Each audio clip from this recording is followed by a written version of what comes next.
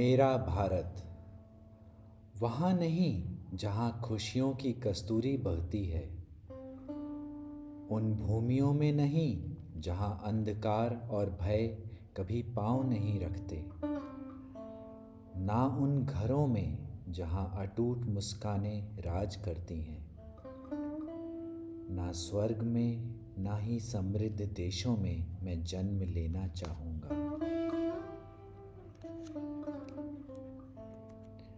यदि एक बार और मुझे नश्वर वेश धारण करना पड़ा, चाहे हजारों अकाल मेरे शरीर पर कूच कर दें, मेरे देह को हानि पहुंचाएं और मुझे शक्तिहीन कर दें, फिर भी मैं पुनः हिंदुस्तान में जन्म लूंगा। बीमारी के लाखों चोर मेरे मांस को चुरा सकते हैं और भाग्य के बादल झुलसाने वाले दुख की बौछारें भेजें, फिर भी मैं चाहूँगा भारत में वापस आना।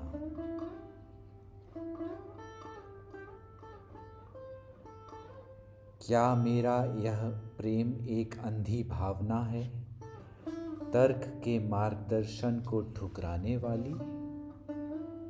उससे भी अधिक मैं भारत को प्रेम करता हूँ, क्योंकि वहाँ ही मैंने सबसे पहले सीखा था ईश्वर को प्रेम करना और समस्त सुंदर चीज़ों को।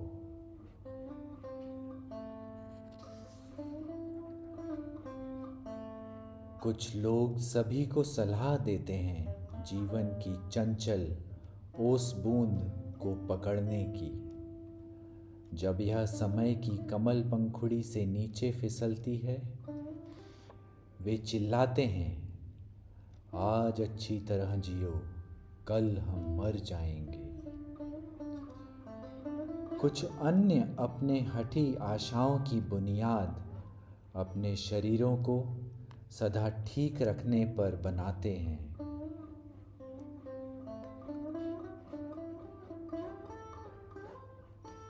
पर भारत ने मुझे सिखाया सर्वोपरि प्रेम करना। मनुष्य के नाजुक शरीर में आत्मा के मृत्युहीन सौंदर्य को।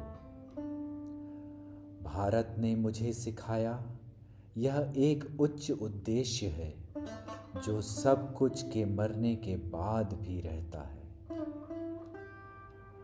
उसके संतों ने सिखाया कि व्यक्ति को स्व को खोजना चाहिए, त्यागे शरीरों की राख के ढेरों से परे, संक्षिप्त अल्पकालीन जन्मों से परे, अज्ञानता की धूमधाम से सुसज्जित जो हम जीते हैं।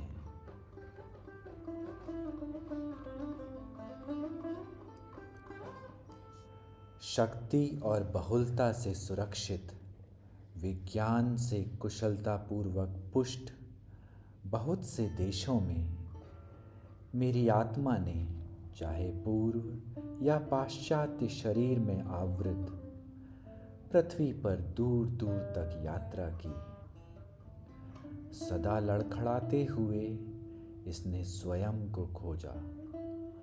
आखिरकार भारत में इसकी तलाश पूरी हुई।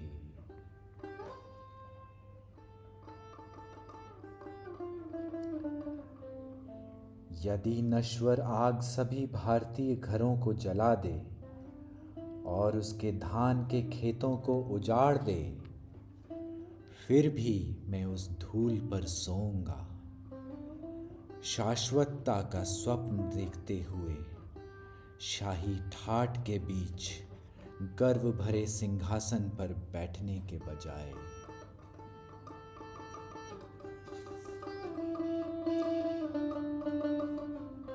हे भारत, मैं तुम्हारे निर्धन गांवों में भूखा रहूंगा, संगमरमर की हवेलियों में राजाओं का मनोरंजन करने की अपेक्षा। भारत की क्षीण भूमियों पर आक्रमण हुए, अभिमानी विजेता अपनी गर्वपूर्ण विजयों पर इठलाए। उस सब का उपहास करते हुए जो उन्होंने देखा, उन्होंने दासत्व के आज्ञा पालन की मांग की। फिर भी भारत की आत्मा किसी भी अत्याचारी से अविजित रही। उसकी स्वतंत्र आत्मा दृढ़ता से खड़ी रही। कभी भी वह अपनी आंतरिक स्वतंत्रता को नहीं खोएगी।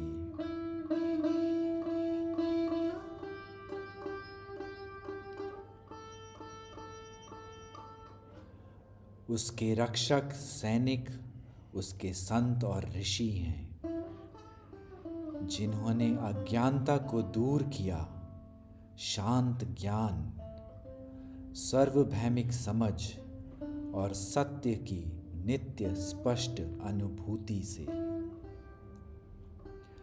विदेशी सरकारों द्वारा भेजी गई ढोंगी कठपुतलियां कार्य, विचार, विश्वास के नए तरीके थोपने के लिए, घृणा, गलत धारणा और देश के अभिमान को धारण करने वाले लुटेरे कभी उस प्रेरणा को निर्बल नहीं कर सके जो ईश्वर ने उसकी मिट्टी में रोपी थी।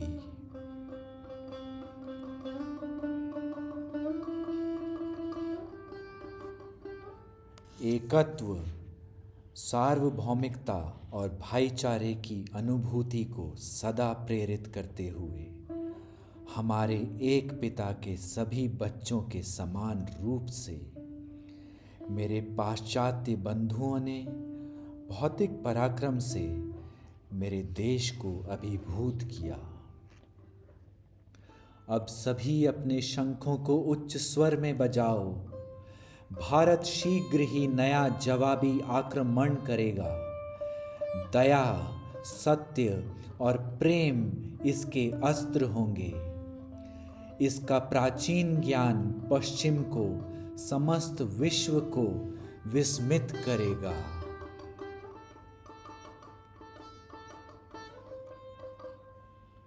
मैं तुम्हें अधिक प्रेम करता हूँ, ओ मेरे भारत। स्वर्ग या अर्काडिया की अपेक्षा और तुम्हें प्रेम को मैं बांटूंगा।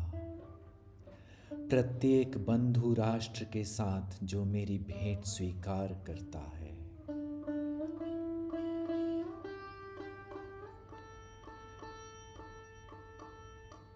ईश्वर ने धरती बनाई, पर मनुष्य ने इसके सीमित देशों को बनाया, अपनी कल्पना संरक्षित सीमाओं से। प्रेम यद्यपि अनंतता से आयात किया गया, हर जगह सभी सच्ची आत्माओं को समान रूप से प्रेरित करेगा। मेरे भारत की सीमा पूरे संसार को गले लगाती है।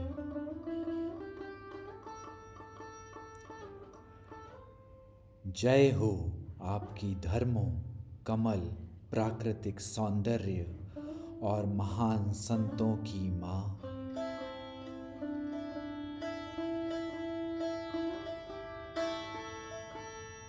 तुम्हारे द्वार पूरे खुले हैं स्वागत के लिए।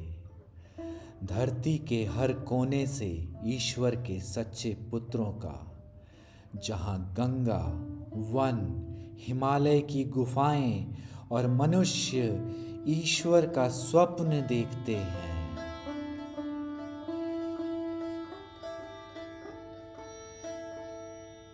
मैं पवित्र हो गया। मेरे शरीर ने उस पितृ भूमि को स्पर्श किया।